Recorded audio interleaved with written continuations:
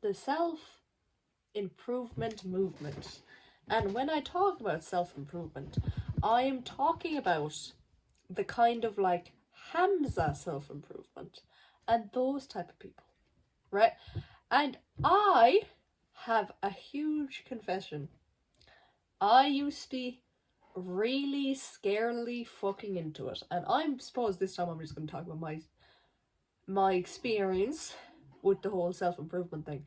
I'm going to start off by saying I think the internet side of self-improvement, with the whole Adonis and Jeffrey thing, it feels so cringy saying that shit in hindsight, but with that whole self-improvement movement, it's like having a wound here, like on your arm, and it's like absolutely bleeding, and then you just put a fucking plaster over it. You know, it's like the type of thing where it's like you seriously need bandages and a doctor or whatever, and maybe a hospital trip, but instead you're putting on little insy dincy fucking band-aids, expecting that to, you know, keep you alive. Like, it's the type of thing where it's like the people who fell into that were mostly, I think, like teenage boys who probably like suffered abuse before, who like struggled socially, who basically, in the most respectful way possible, didn't really have their life together. And when I fell into that movement, I didn't have my life together in the slightest. I was really suicidal at the time. And I mean, really, really suicidal. I was really depressed and all that shit. You know, I'm just getting notifications. I'm just, yeah. And I kind of, I, I clung on to the whole self-improvement movement because it was one of the few things that actually made me feel semi better. You know, I woke up at 4 a.m. First thing I did was meditate. Then I journaled. Then I went for a quick run. Then, and like clockwork, I had a thing of orange juice, maybe tea. And then I also had a bagel with tuna and sweet corn. And then I had a cold shower. And then the rest of it would be spent listening to The Weeknd as I just sat on my windowsill and looked up in the sky and be like, what the fuck am I doing with my life? And I just had an existential crisis. And that routine that I had, it did help me in the way it distracted me from how shitty my life was. But what did my mental health improve? No. Was I still suicidal? Yes. Was I still really depressed? Yes. It was like a temporary fix, which kind of made me feel better in the moment because I had all these endorphins and dopamine and I felt good, you know, and stuff like that. But the reality is, doing all this little shit, like having a cold shower and stuff like that, it doesn't actually fix your life. It's like a bonus.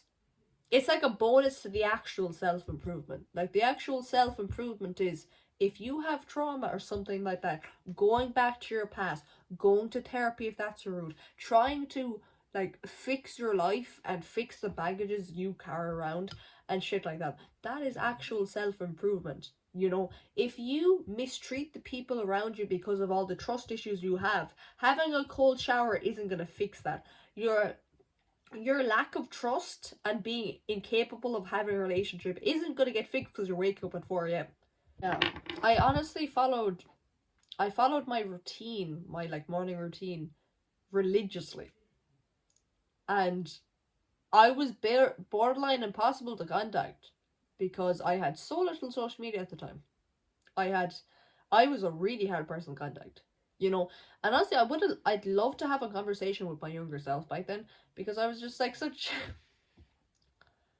I I had my head I had my head in the wrong direction, but I was so passionate about it that it still kind of helped a bit. You know, I put all this effort into what these people said I should be doing, you know. And you know what? I don't regret any of it. But if I could replay my life, I would put my energy towards different things completely. You know, because at the end of the day, I had this whole morning routine, but like I still had my suicide, like I still had my suicide note ready, you know, and it's that type of thing. I was stuck in a hole, right, and it was like I was like slightly climbing up, but the reality is the amount of energy I was putting in for my little reward just wasn't worth it really. But like, of course, if you personally, if you want to start getting discipline or whatever, like doing stuff like a cold shower and a morning run and stuff like that, that is a huge help. And of course, having a constant hour you wake up is also good for you, but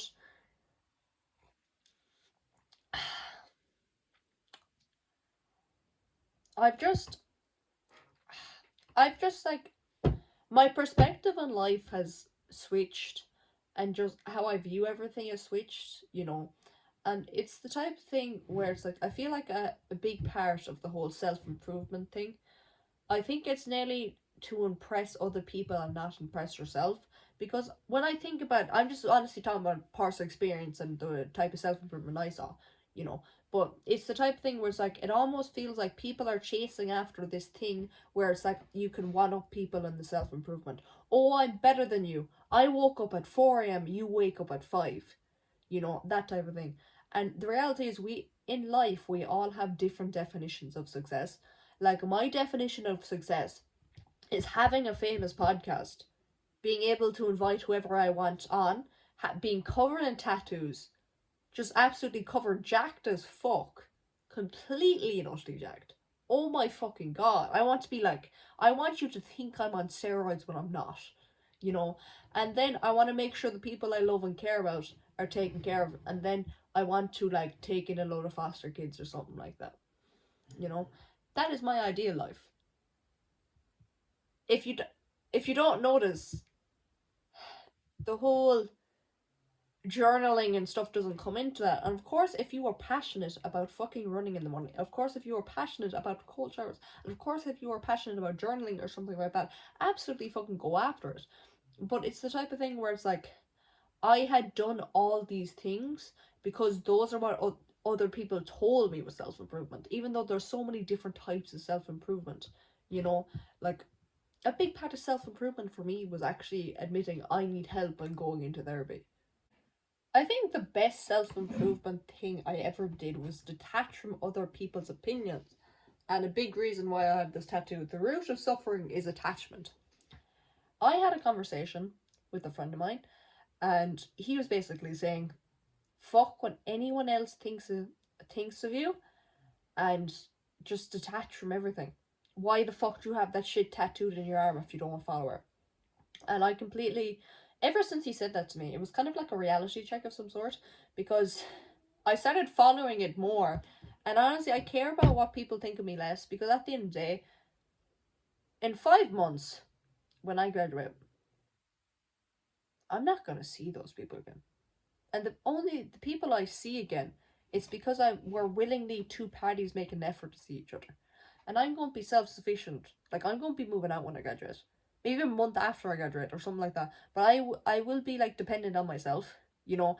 And at the end of the day, if someone doesn't pay my fucking bills, and if they don't provide a roof over my head, I could give so little fuck about your opinion. I suppose I'd also consider this part of my self-improvement journey.